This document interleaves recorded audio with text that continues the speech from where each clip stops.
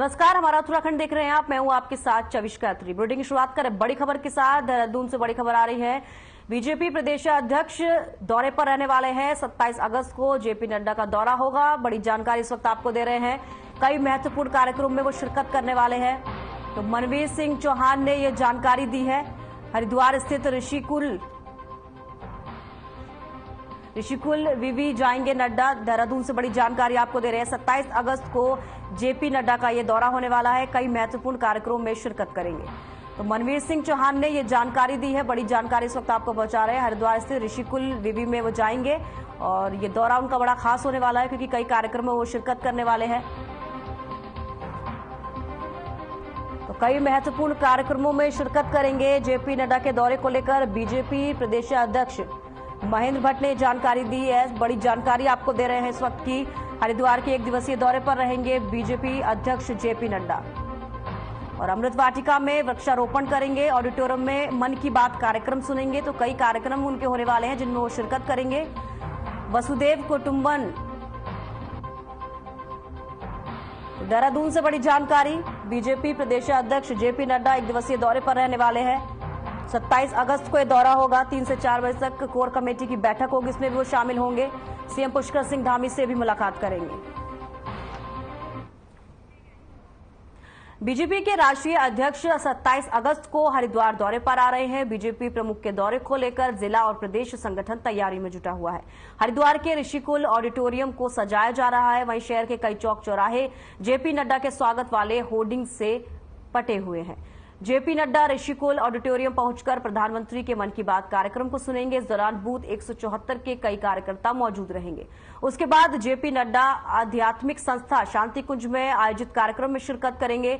BJP अध्यक्ष प्रदेश core committee के साथ भी बैठक करेंगे और उसके बाद हर की पौड़ी गंगा आरती में भी शामिल होंगे। जेपी नड्डा के हरिद्वार दौरे को दौरान मुख्यमंत्री पुष्कर सिंह धामी भी मौजूद रहेंगे।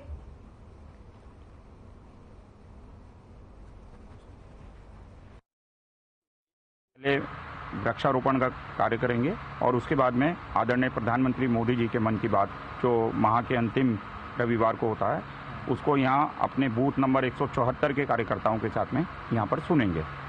उसके बाद में उनका शांति कुंज का कार्यक्रम है। शांति कुंज में व्यक्तिगत उनका कार्यक्रम है। G20 से वसुदेव कुटुंबकम की थीम पर जो कार्यक्रम है उसमें वो प्रतिभाग करेंगे। उसके बाद में कोर कमेटी की बैठक है, तो स्थानीय होटल में उसको निर्धारित की गई है।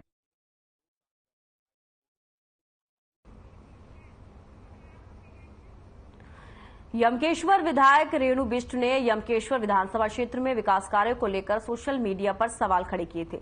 वो भी तब जब 22 सालों से यमकेश्वर विधानसभा में बीजेपी के ही विधायक चुनते आए हैं। उस पर पार्टी की तरफ से रेणु बिष्ट ने स्पष्टीकरण मांगा गया था, जिस पर रेणु बिष्ट ने प्रदेश अध्यक्ष महेंद्र भट्ट से मुलाकात की और कहा कि उनसे फेसबुक पेज से जो पोस्ट डाली गई थी वो किसी नए व्यक्ति की तरफ से डाली गई थी जो उनका सोशल मीडिया हैंडल कर रहा था, लेकिन पोस्टर हटाने के साथ ही उन्होंने उस शख्स को भी हटा दिया है।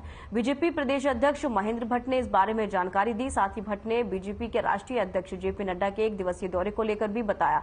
उन्होंने कहा कि जेपी नड्डा 27 अगस्त को प्रदेश के दौरे पर आएंगे और चुनाव को लेकर बीजेपी नेताओं और कार्यकर्ताओं के साथ बैठक करेंगे।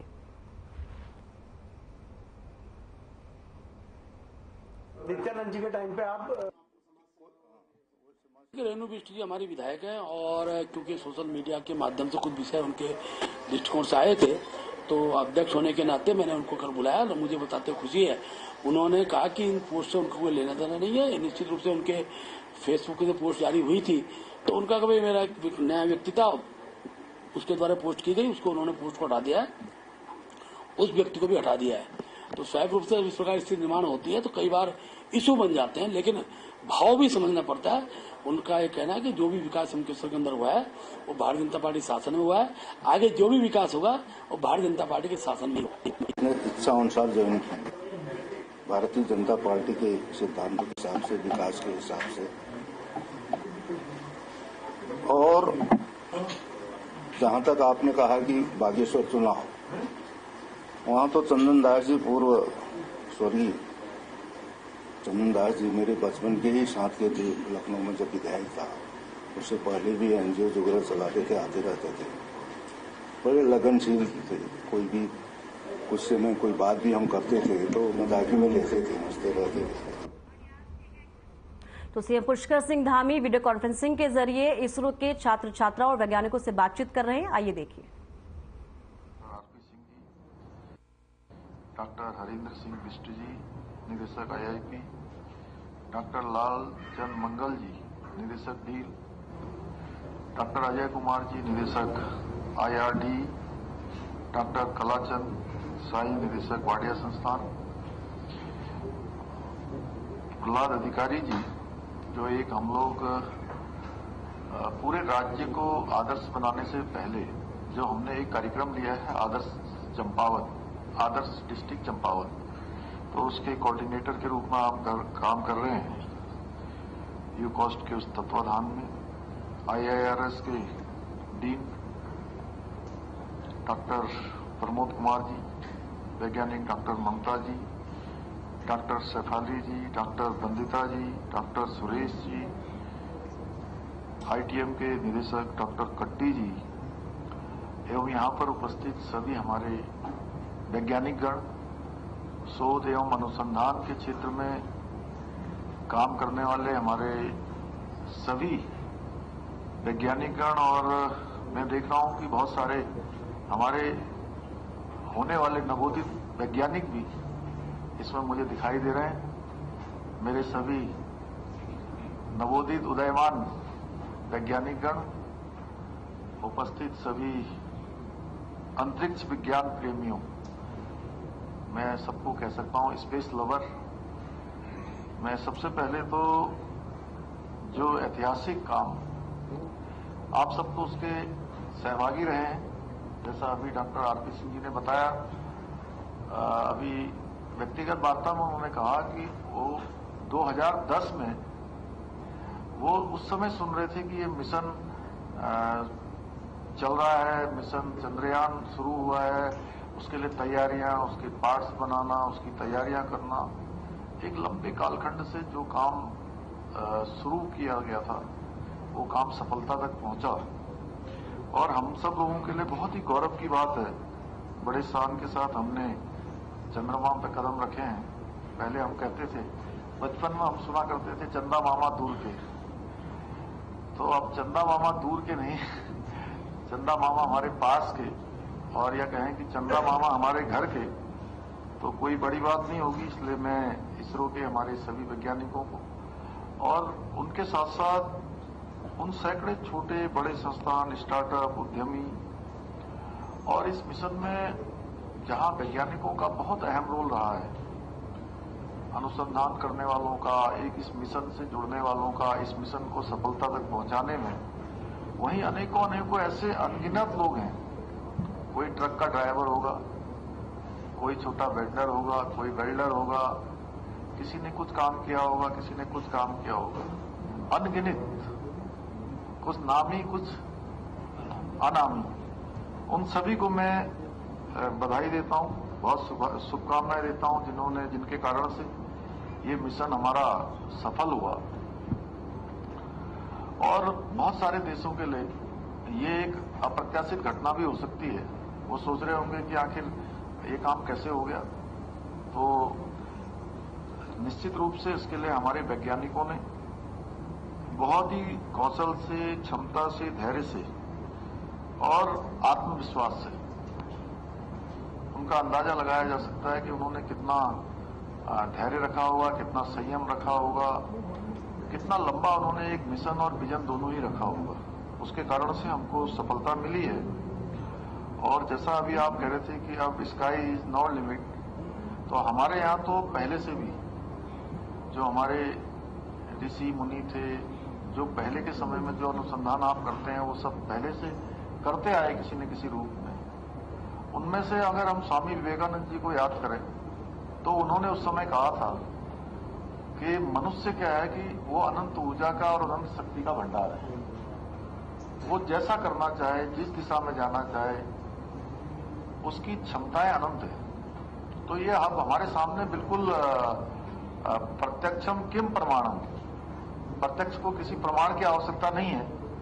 ये हम लोग देख रहे हैं कि हमारे वैज्ञानिकों ने, आप सब लोगों ने इस मिशन में जुड़े हुए लोगों ने ये सिद्ध कर दिया कि मनुष्य की क्षमता के आगे, कहते हैं उसकी क्षमता के आगे तूफान बहुत ही धीमा है। तो निश्चित रूप से ये इस ऐतिहासिक पल जो हम सबको प्राप्त हुआ है उसने साबित किया है।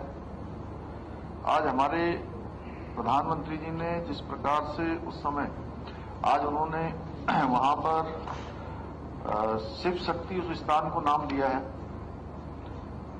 जहां पर लैंडर खड़ा है, तिरंगा स्थल जहां चंद्रयान 2 का लैंडर पहुंचा था, और 23 अगस्त को उन्होंने नेशनल स्पेस डे घोषित किया है। और सबसे बड़ी बात है कि अभी मैं आते समय प्रोफेसर दुर्गेश पंत जी से पूछ रहा था, बहुत खर्चा नहीं लगा, कम खर्चे में ये काम हुआ है। यह भी हमारे लिए बहुत बड़ी उपलब्धि है और निश्चित रूप से हम सभी के लिए, और मैं प्रधानमंत्री जी का भी अभिनंदन करना चाहता हूं, क्योंकि मैं देख रहा था जब चंद्रयान 2 में उतनी सफलता हमको नहीं मिली और हमारे वैज्ञानिक थोड़ा सा, जो कि कभी मेहनत करते हैं हम और परिणाम उतना नहीं आता है, तो कहीं ना कहीं मन में थोड़ा सा हताशा भी आती है, थोड़ी निराशा भी हाथ लगती है। लेकिन अगर लीडरशिप उस समय उनका हौसला बढ़ाए, जिस प्रकार से प्रधानमंत्री जी ने उनका हौसला बढ़ाया, वास्तव में उनकी हिम्मत मैं समझता हूं 1 गुना नहीं, 2 गुना नहीं, कई गुना बढ़ी होगी।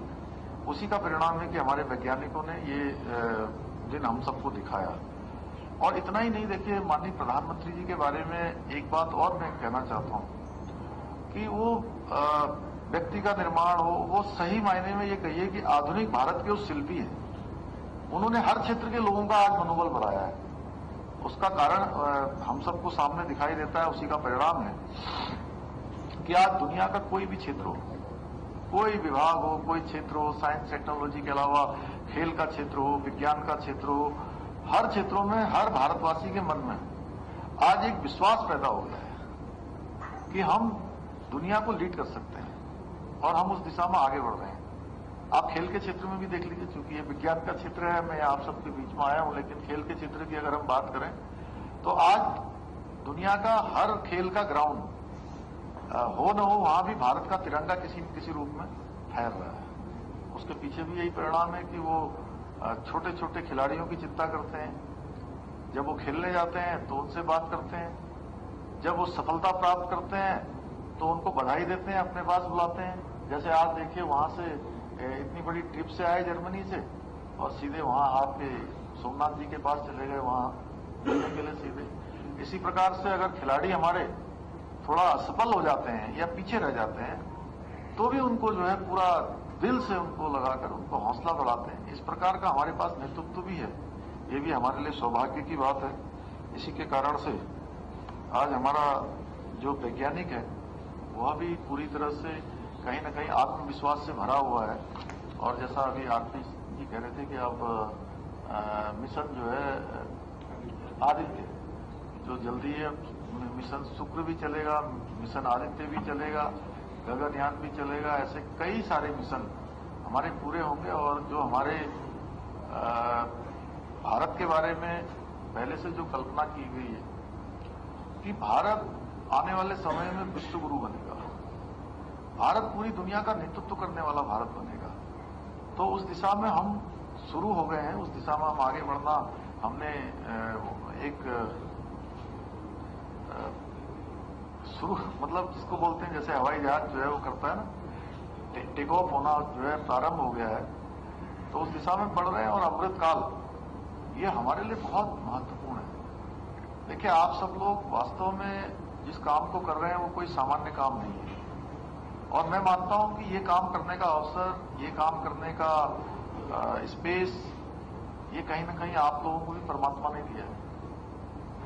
तो आज ये सृष्टि भी कह रही है, ये हमारे ऋषि मुनि पहले ही कह गए, और सबकी इच्छा है कि आप सबके नेतृत्व में भारत साइंस एंड टेक्नोलॉजी के बल पर आज दुनिया के हर क्षेत्र में लीड करे, हर क्षेत्र में लीड करे, क्योंकि साइंस और टेक्नोलॉजी एक ऐसा क्षेत्र है जो कठिन से कठिन जो हमारे सब्जेक्ट हैं उनको भी बहुत आसान कर देता है, कठिन से कठिन टास्कों को बहुत आसानी से हल करा देता है। ये काम आप सब लोगों के जिम्मे और अमृतकाल जिसके बारे में माननीय प्रधानमंत्री मोदी जी ने कहा है कि 2047 आते आते भारत निश्चित रूप से जो है विश्व के विकसित देशों में शामिल होगा, भारत दुनिया का नेतृत्व करने वाला देश बनेगा। और आज भी जब पूरी दुनिया के लोगों ने